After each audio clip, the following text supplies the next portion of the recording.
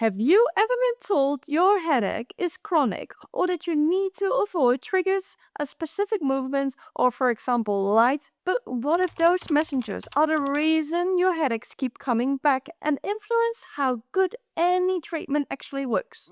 So yes, watching this video all the way through can be very helpful before you try another treatment. Okay, most people probably know all about the placebo effect, but almost no one talks about the nocebo effect, the invisible handbrake on healing. Let me simplify this, because your brain can actually be pretty dramatic. Your nervous system has two main modes. Mode 1, we're safe. When your brain expects things to go well, it releases its own natural painkillers. Yes, your body has a built-in pharmacy. No prescription needed. Pain signals get turned down, muscles relax, and recovery gets support. Then we have mode 2. Something is wrong. When your brain expects danger, it hits the alarm button. Your threat system lights up, stress hormones rise, pain signals get amplified, just in case. From your brain's perspective, this makes total sense. From your quality of life perspective, not so much. So, if your brain thinks you're under attack, it doesn't go into healing mode. It goes into protect everything mode. So, in short, the nocebo effect is when negative expectations activate your brain's threat system and keep pain and symptoms going, even without damage or new damage.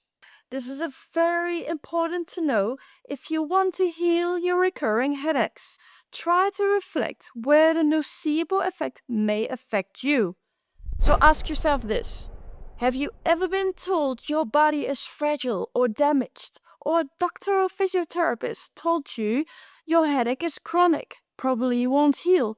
Or that you should avoid a specific movement, avoid stress, or for example sunlight, because it would trigger your headache?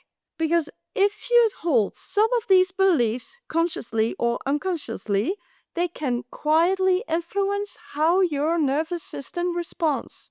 And please don't get mad at your brain if you hold some of these beliefs. Your brain isn't trying to sabotage you, it's actually working very hard, maybe a little too hard, to keep you safe. Think of it like overprotective friends. Great intentions, but sometimes panics. And here's where it gets really interesting, so stay with us. Your brain is not just reacting, it's learning from what you rapidly expect.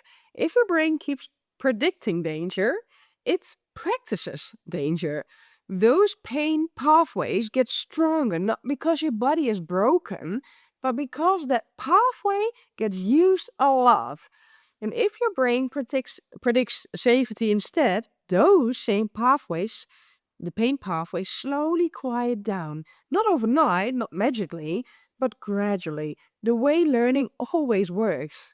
Now, can you give us an example, Julie? Sure, this is a really common example. Imagine someone who once had a severe headache or migraine on a very bright day. The pain was intense. The brain learns something important. Bright light means danger. Now here's the key part. The next time this person sees bright light, the brain doesn't wait to see what happens. It predicts pain. And because the brain predicts pain, it activates same pain pathways again. So over time, something interesting happens. Light itself isn't damaging, nothing in the eyes is broken, but the brain has predicted this prediction so often that light alone becomes enough to trigger a headache. Not because the light is dangerous, but because the brain expects it to be. And here's the hopeful part. If the brain can learn that light equals danger, it can also relearn that light is safe.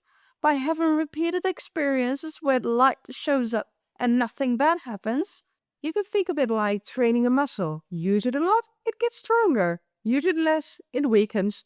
Pain pathways work the same way. Train danger, danger gets strong. Train safety, safety gets stronger. So every time you tell your brain, I'm okay, I'm safe, my body isn't damaged, I can heal, my body can heal, you're literally training safety.